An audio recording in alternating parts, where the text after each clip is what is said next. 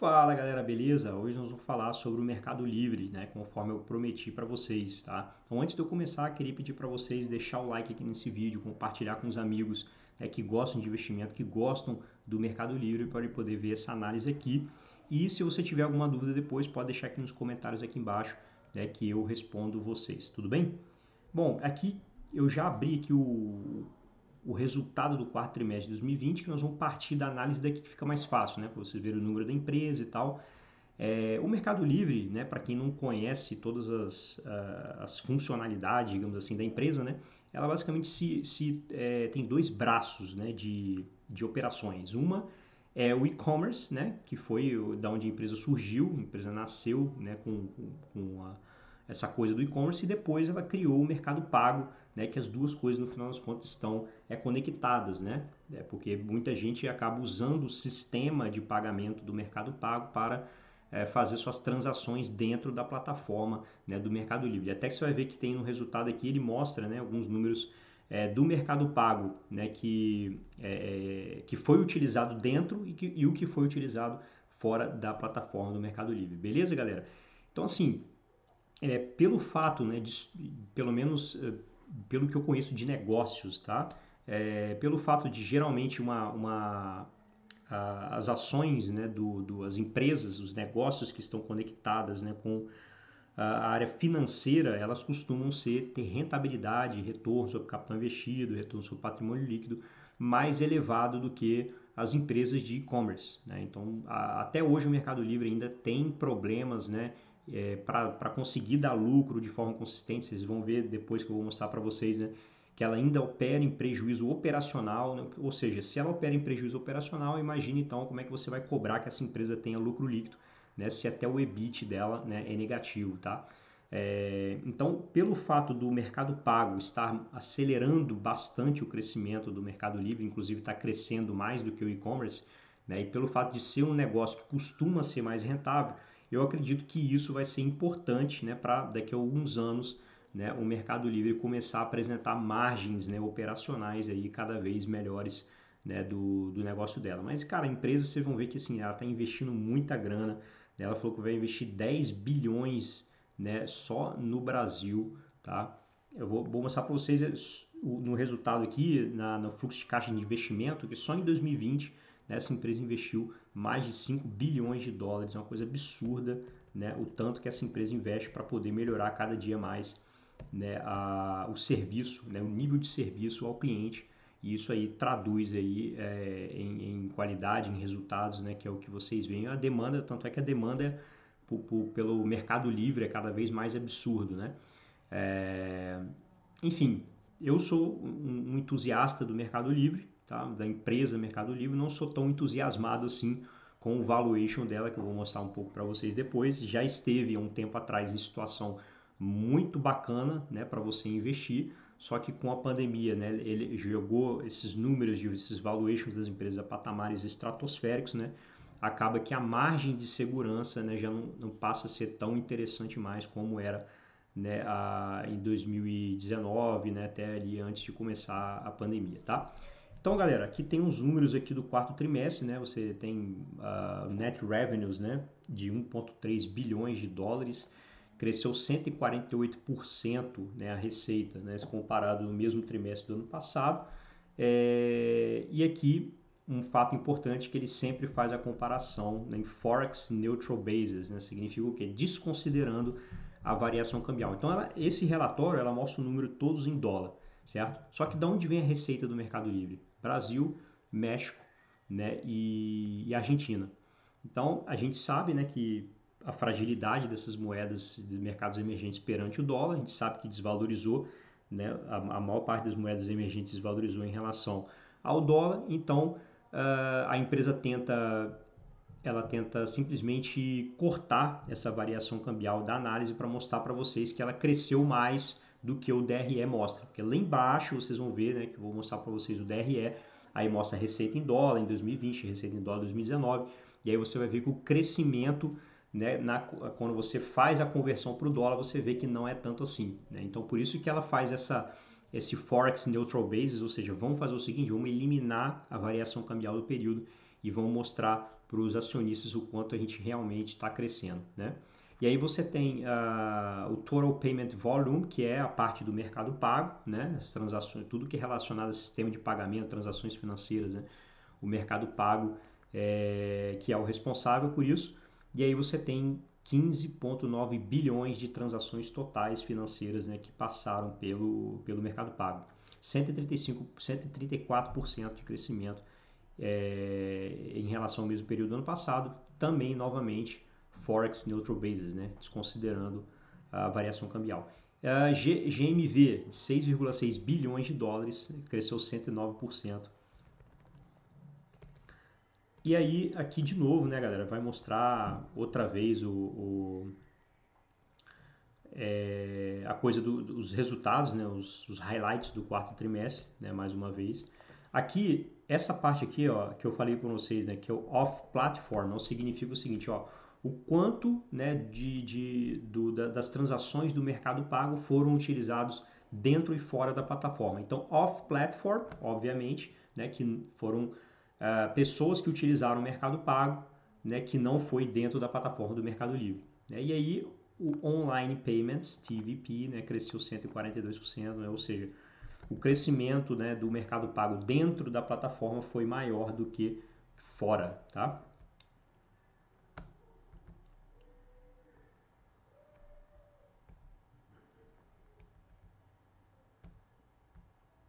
Isso aqui também é uma área que o Mercado Livre está explorando também, tá, galera? Que é a parte do Mercados Credit Portfolio, que nada mais é do que você fornecer crédito, né, para o consumidor para ele estar comprando, né, ou seja, o Mercado Pago financia, né, a compra daquele produto, por exemplo, mais uma vez mostrando, né, esse potencial do Mercado Pago, né, essa fintech, né, o Mercado Livre chega até a usar esse termo, né, fintech, a nossa fintech Mercado Pago, né, ou seja, ela quer se tornar, na verdade, um provedor de vários serviços financeiros ali dentro do Mercado Pago. Então tem muita coisa a ser explorada nessa empresa aqui, é uma coisa impressionante, né?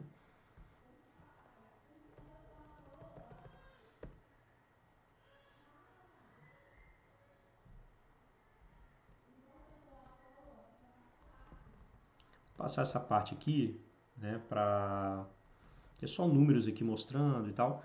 Aí o crescimento, né? Onde será que cresceu mais, né? Foi no quarto trimestre de 2020, ó. No Brasil cresceu o revenue, né? No caso a receita, né? Cresceu 68%, a receita em dólar. Argentina 144%, né? E 141% no México, tá?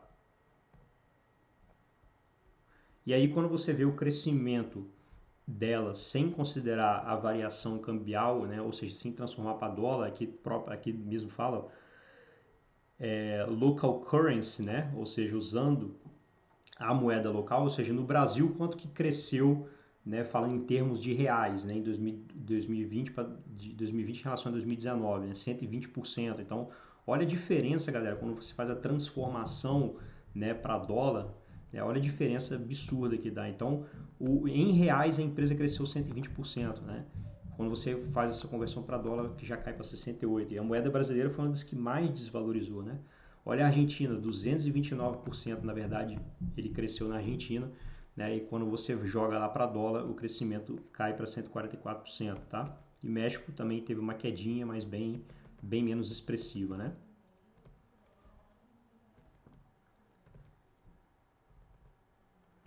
Aí aqui você consegue ver, galera, aqui está o balanço patrimonial do Mercado Livre, né? Você consegue ver que ela está muito tranquila em termos de caixa, tá? A dívida pequena, não que a dívida seja insignificante, mas ela tem muito caixa, ou seja, a dívida líquida dela fica muito pequenininha, né?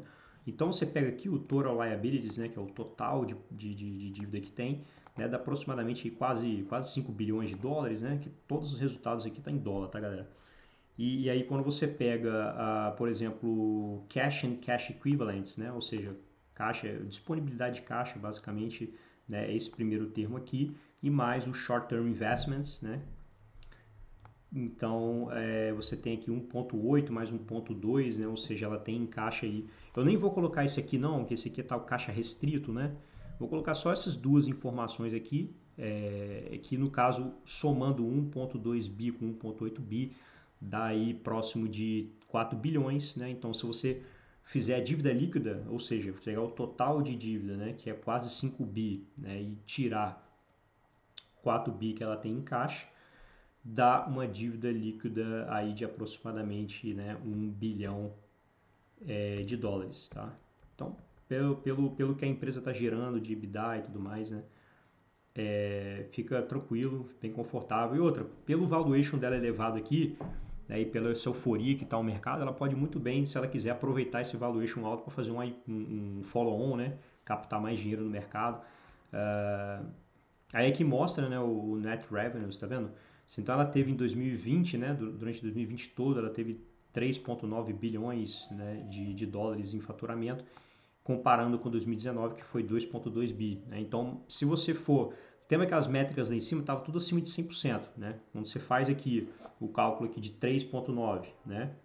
Vou fazer aqui para você, 3,9 dividido, né, por 2,3 aproximadamente, dá 69, 70% de crescimento, né, na receita. Tá? Quando você faz em dólar. E aí, galera, você vê aqui, ó, income from operations, ou seja, qual é o lucro operacional da empresa, o famoso EBIT, né? Você vê que em 2020 ela conseguiu fechar aí, ó, positivo, mas no trimestre, no quarto trimestre de 2020, por exemplo, foi negativo, tá vendo? Foi negativo 25 milhões. Tá? Então, assim, ela constantemente dá lucro operacional negativo. Então, em 2020, ela já pelo menos conseguiu fechar o ano, né? Teve alguns trimestres bons, outros trimestres ruins. Ruins, assim que eu falo em métricas financeiras, tá, pessoal? Ruim o negócio não está indo maravilhosamente bem, o negócio crescendo muito, tá? Então, em relação a métricas financeiras ainda, a gente não pode dizer que é um negócio saudável em termos disso, tá? E aí você tem um net loss aqui, né? Ou seja, um prejuízo líquido de 707.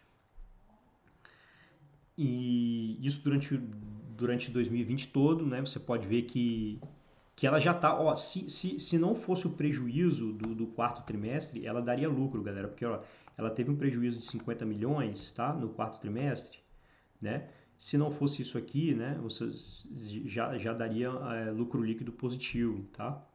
Então, o quarto trimestre deu uma prejudicada aí para ela poder não dar lucro, né, em 2020. A gente vê aqui, ó, vamos analisar de onde que sai a maior parte da despesa dela, né? A gente consegue já ver uns números gritantes aqui nessa parte de Total Operating Expense, né? Ou seja, total da despesas operacionais, 1 bi 500. Você pode ver que... E aqui é o seguinte, ó, tem esse item, o Sales and Marketing, né? Ou seja, desenvolvimento e tecnologia, vendas e marketing, General and Administrative, ou seja, despesas gerais e administrativas. Esses três itens somados aqui, 350 milhões, mais 900 milhões, mais 300 e poucos milhões, dá 1 bi 500, né, de despesa total. Então a gente pode ver aqui que a maior parte da despesa, né, do Mercado Livre vem de Sales and Marketing, vendas e marketing, tá? Então ela precisa fazer gastar muito com propaganda, né, e força de vendas para poder conseguir gerar esse crescimento todo, né? E aí aqui, ó, a parte do fluxo de caixa, né, a gente vê que a empresa, apesar desses problemas todos aí operacionais, né, de não conseguir dar lucro ainda, a gente pode ver que a posição de caixa da empresa fechou bem o ano, ó. Em 2019 ela tinha 1 bi 400, né, em caixa, no caso o fechamento de caixa do ano, né? Então em 2000, lá no final do ano de 2019 ela fechou o ano lá com 1,4 bi positivo, né, em posição de caixa, sendo que em 2020 foi 2,5, então ou seja, a posição de caixa dela melhorou, né, durante 2020. E aí aqui nessa parte aqui, aí primeiro nessa primeira parte aqui, galera, mostra o cash flow from operations, ou seja, o fluxo de caixa operacional, que começa aqui com net loss e vai até aqui embaixo, né? Então, ó, qual que é o fluxo de caixa operacional da empresa, né? Tá aqui embaixo, ó, net cash provided by operating activities, né? Da 1 bi 100 alguma coisa, né? E aí, o que que é o fluxo de caixa livre de uma empresa, né? Famoso free cash flow. É você pegar o fluxo de caixa operacional, que é isso aqui, e você reduzir do CAPEX. Então, só nessa brincadeira aqui de CAPEX aqui, galera, ó, só purchase of investments, ou seja, compras de ativos fixos, né, para compra de estrutura e tal, para a empresa poder crescer, ela investiu mais de 5 bilhões, tá? Mais de 5 bilhões de dólares aqui. Então, ela usou 200 e poucos milhões aqui no cash. Parece que ela vendeu alguma coisa aqui também, né? Proceeds of front sale and maturity of investment, ou seja, apesar dela ter gastado muito aqui, houve alguma venda, não sei exatamente o que foi, houve alguma venda aqui de investimentos que gerou caixa para ela positivo de 5 bi, alguma coisa, então ela conseguiu, de certa forma, recuperar, né, entre aspas, esse investimento todo que ela fez aqui. No final das contas, ela ficou com um net cash, né, ou seja, o fluxo de caixa relativo a investimentos ficou negativo em 252 milhões, e é normal ficar negativo, né, porque você está tirando caixa da empresa para investir em ativos, né, para poder financiar o crescimento da empresa, tá? Então é absolutamente natural, né? Então esse ano, apesar de não estar explícito, né, sobre o fluxo de caixa livre da empresa no ano, a gente consegue perceber que gerou um fluxo de caixa livre positivo, né, quando você pega o fluxo de caixa operacional, né, e você reduz do CAPEX, né?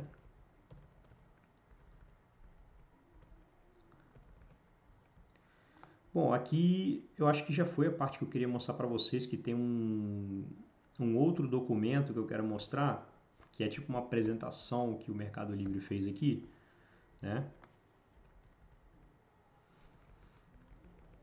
Aí aqui dá um highlight de novo da empresa, né? Mesma coisa, né? Vendeu 110% mais itens do que ano passado, né? O GMV, ou seja, as entregas de produtos, né, aumentaram 133%. Lembrando, galera, que a Mercado Livre começou a oferecer, eu não sei exatamente quanto tempo, mas ela começou a oferecer o serviço de Fulfillment Center, né, que a Amazon também faz e que eu acho que no futuro a Etsy lá nos Estados Unidos também vai fazer. Que nada mais é do que você permitir, né, que os lojistas, né, porque o que acontece? Os pequenos empreendedores, geralmente eles têm uma lojinha dentro do Mercado Livre para vender os seus produtos, não é isso? Só que antes da criação do Fulfillment Center, quem ficava responsável pela entrega desse produto era a própria pessoa, né, o próprio empresário ali que tinha lojinha dentro do Mercado Livre. Então, geralmente ele usava o serviço dos Correios, por exemplo, né, para poder entregar um certo produto, né? E aí a gente sabe de toda a ineficiência que os Correios no Brasil têm, enfim, né, é um inferno que todo mundo sabe. E aí que o Mercado Livre enxergou essa possibilidade. Cara, vamos fazer o seguinte, vamos começar a investir em logística, né?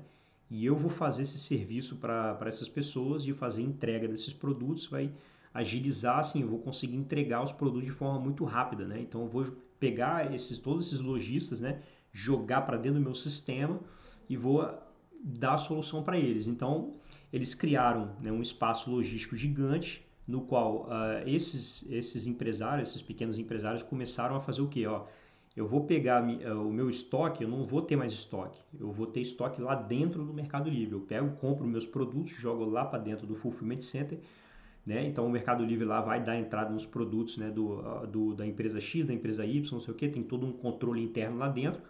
E aí, quando o consumidor entra no site do Mercado Livre, aí vai na lojinha específica do fulano de tal, compra o negócio, né? E aí o Mercado Livre, como o cara está fazendo parte, né, desse programa de Fulfillment Center, e aí o Mercado Livre faz o quê? Ele come uma parte, né, ele é remunerado pegando uma parte desse faturamento, desse produto, e aí ele faz a entrega. Então, quando o lojista, né, ele está fora desse programa do Fulfillment Center, o percentual que o Mercado Livre pega é um percentual menor, claro, porque o Mercado Livre vai passar a não ter responsabilidade nenhuma sobre a entrega daquele produto, né? Mas quando o Mercado Livre oferece esse serviço e o cara adere ao programa de entrega, né, pelo Fulfillment Center, Aí a vida do empreendedor fica facilitada, só que também o percentual, obviamente, né, de que ele pega, né, do negócio, acho que é 16%, se eu não me engano, né, sobre o valor do produto total ali, tá? Então ele, para quem não tem estrutura física de ter um estoque, não sei o que, dependendo do tamanho da empresa, né, do empresário lá que está com a lojinha dentro do Mercado Livre, dependendo da situação, cara, é muito mais fácil o cara terceirizar esse negócio para o Mercado Livre, entendeu? Do que ficar tendo custo com estocagem, enfim, tá? Então é muito mais simples ficar dependendo da estrutura dos correios e tudo mais, né?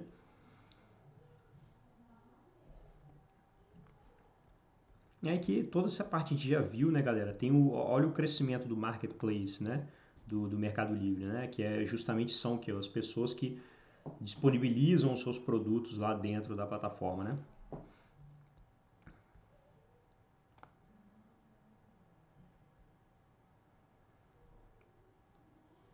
Aí você tem a parte da logística, né?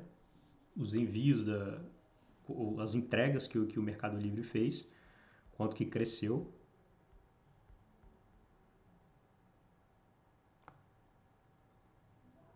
E aí vem a parte do Mercado Pago, né?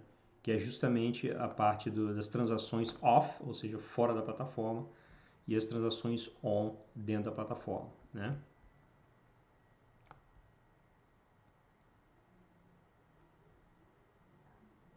E aí vem a parte de crédito, tá vendo?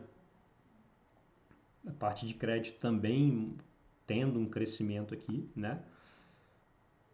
Ó, olha o portfólio de crédito do Mercado Livre. No quarto trimestre era 209 milhões, né? E passou por 479 milhões no quarto trimestre de 2020, ou seja, crescimento, né, de mais de 100%, né, em um ano, né? Comparando o quarto trimestre de 2020 com o quarto trimestre de 2019.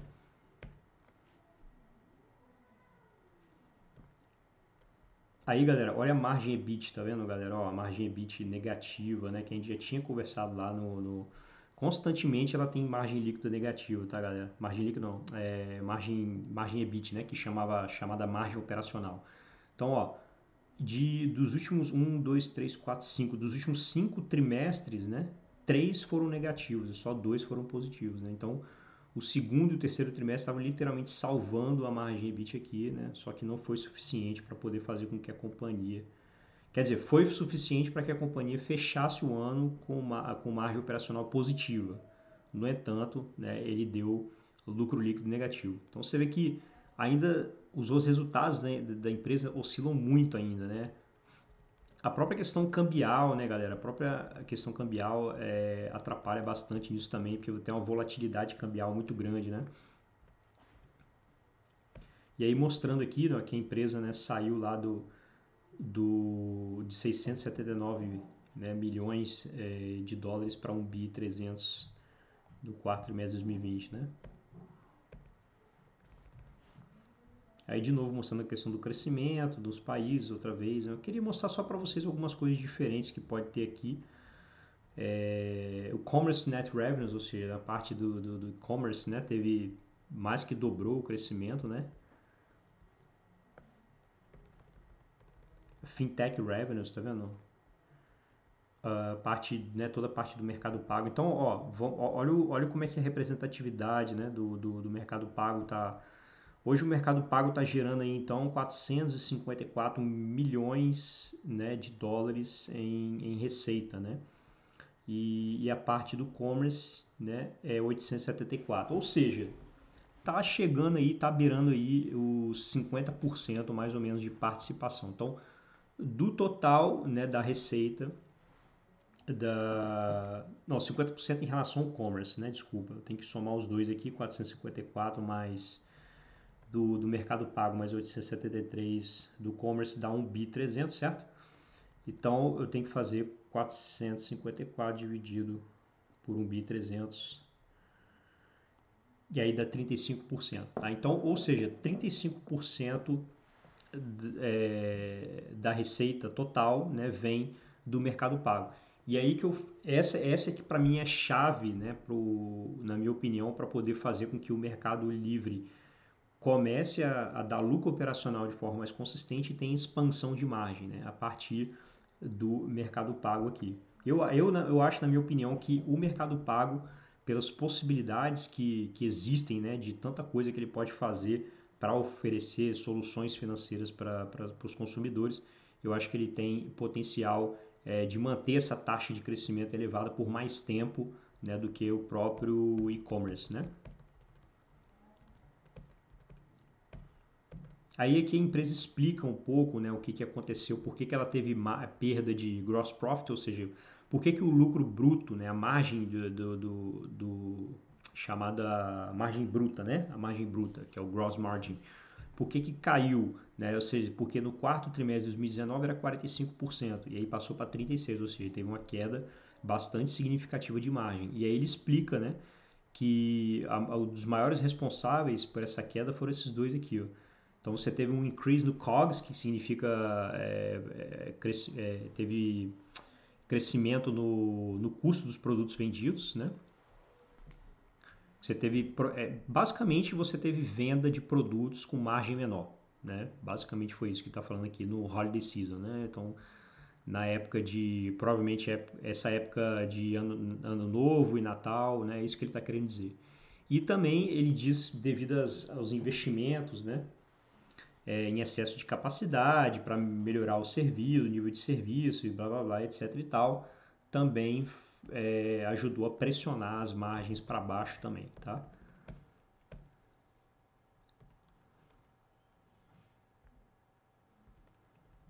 Então ele fala aqui, ó, que a margem EBIT, né, sofreu uma certa pressão, apesar dos esforços da empresa, né, de ter um marketing mais eficiente. Isso também foi compensado negativamente pelo aumento, né, no COGS, que é o custo dos produtos vendidos, né? E aí mostrando também por que a margem líquida da empresa, né, ficou... Mas teve até uma melhora, né? Porque no quarto trimestre de 2019 teve menos 8, né? Foi menos 8%. E aí que partiu para menos 3,8, né? Ou seja, o prejuízo aqui foi menor, né? Conforme a escala da empresa vai aumentando, é mais provável que a empresa consiga, de certa forma, ser mais estável nessa coisa dessas margens dela, né? Começar a ser positivo de forma mais consistente, começar a gerar lucro de forma mais consistente. E aí, para fechar a análise, galera, vou mostrar para vocês a questão, né, daqui eu estou no site Macro Trends, né? Só mostrar alguns números rápidos aqui do Mercado Livre. Então, como o Mercado Livre ela ainda não é uma empresa que gera lucros de forma consistente, então se você aí que está a importância de você sempre aliar as duas coisas, né? A parte qualitativa da empresa, que é toda essa análise que a gente estava fazendo aqui do negócio, do potencial, né, da empresa fazer um esforço enorme para poder, pô, nós estamos entregando material em 24 horas, cara, vamos fazer um esforço para reduzir esse negócio para 12, né? Então isso me lembra muito o caso da JD lá na China, né? Que é uma empresa que hoje entrega 90% das compras são feitas em até 24 horas, né? E 50 e tantos por cento das entregas são feitas em até 12 horas. Então eles não param de investir para melhorar, então eles colocam realmente o nível de serviço em primeiro lugar, né? E é por isso que às vezes, e para financiar esse crescimento absurdo, né? Exige muito investimento, e é por isso que às vezes a empresa ainda não encontrou o seu equilíbrio, né? A JD já está encontrando o seu equilíbrio, né? Já começou a dar lucro operacional de forma consistente, lucro líquido e tal, está expandindo margens, só que a Meli ainda não encontrou esse ponto de virada, né? Esse break-even, né? Que a gente chama. Mas eu acredito que logo logo ela vai encontrar isso aí, tá? Principalmente com a ajuda do Mercado Pago.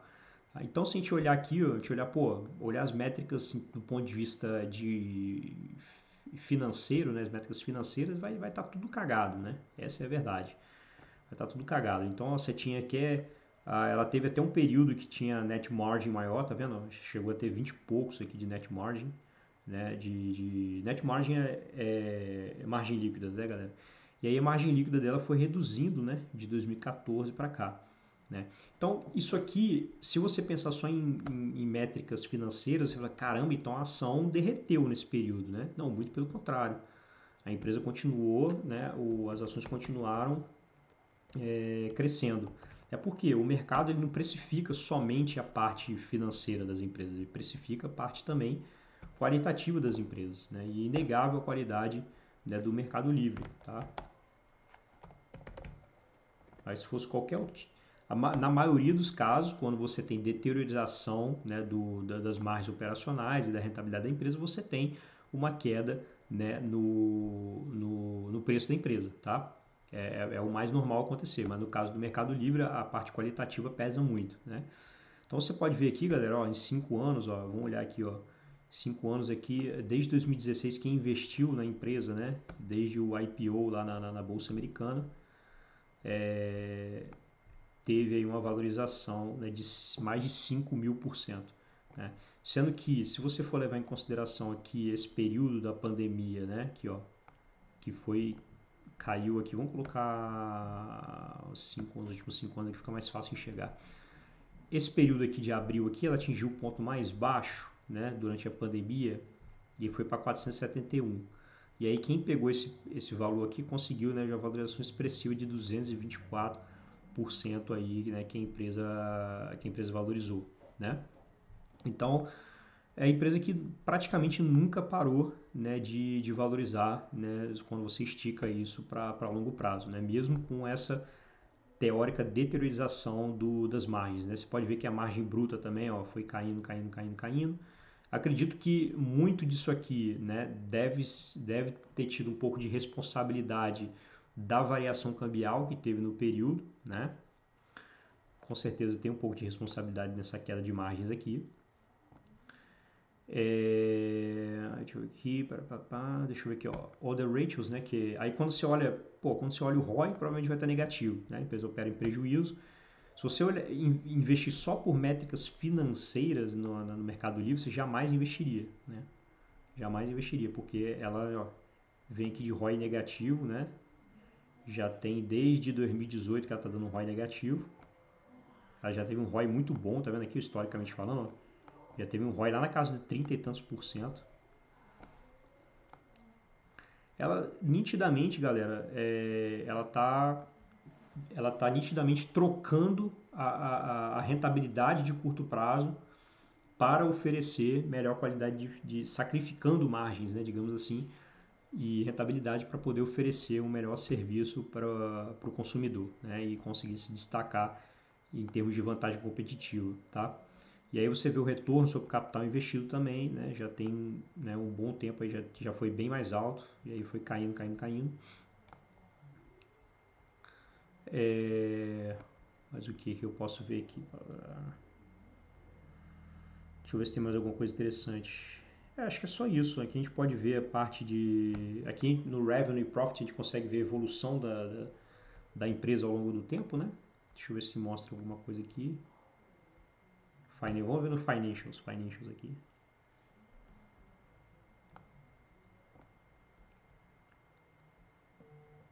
Não tem, galera. Infelizmente o site acho que não está mostrando. Não está mostrando essa informação. Mas na parte da receita, olha só como é que é um crescimento muito exponencial a receita da empresa, galera. Olha isso aqui, bicho. Olha isso aqui. Impressionante, ó. A empresa cresce trimestre a trimestre de forma muito robusta, muito consistente, né? Não para de crescer, tá? É igual a gente pegar um gráfico da Amazon também, vai ser esse vertiginoso, assim, o crescimento também, né? Da mesma forma. Então, olha só, ela sempre crescendo muito, tá? Ela já passou por um período lá atrás que ela cresceu acima de 100%, né? Aí depois ela passou vários anos crescendo, né, de 50% para baixo, né? Até que chegou a pandemia, né, e ajudou de novo, né, na taxa de crescimento se elevar outra vez por causa da pandemia. Todo mundo sabe, né, que a pandemia acabou ajudando aí o crescimento das empresas relacionadas a e-commerce, ou qualquer coisa que seja online. A gente pode ver a própria Etsy mesmo, né? Saiu de uma taxa de crescimento de 70%, 80% para mais de 100%, né, em 2020. Então a gente não sabe se essa taxa de crescimento vai se perdurar pelos próximos anos, tá? Provavelmente não, provavelmente deve dar uma amenizada, mas de certa forma, certamente ela vai continuar crescendo bem. Então, quando a gente olha a parte do valuation, né, métricas de valuation do Mercado Livre, a gente pode olhar para o P-Ratio, por exemplo, mas você não vai conseguir ter uma métrica plausível porque não dá lucro, né? Então, como que você vai olhar o preço-lucro de uma empresa que não dá lucro, né? A gente pode olhar, por exemplo, em termos de price book, né? Ou seja, preço-valor patrimonial. Não é um negócio que eu gosto muito de olhar, mas a gente pode olhar em termos históricos, né? Como é que está esse número aqui. Tá vendo? Tá 43, né? Então a gente olha que historicamente falando, né? Ela teve patamares muito mais baixos em termos de PVP, né? E hoje está nos maiores patamares históricos. Se a gente for olhar em termos de price free cash flow, né? Preço em termos de fluxo de caixa livre, né? Vamos ver como é que está em termos de fluxo de caixa livre.